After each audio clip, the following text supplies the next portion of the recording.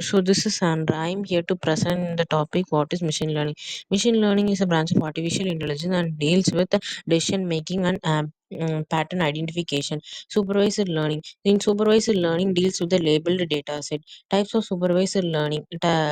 Classification and regression. Classification deals with the categorical data. Regression deals with the regression deals with a relation deals or tells the relationship about two variables, linear and multiple regression. Unsupervised learning or the class label dataset is not known. If you buy a fruit, if you tell that to the machine to identify the which fruit, the machine would not able to identify. So we need to train the model based on that. Main type of unsupervised learning, clustering and dimensionality reduction. Reinforcement learning is feedback based learning. So machine learning process define the problem, then process the problem, then based on our needs we need to train the problem.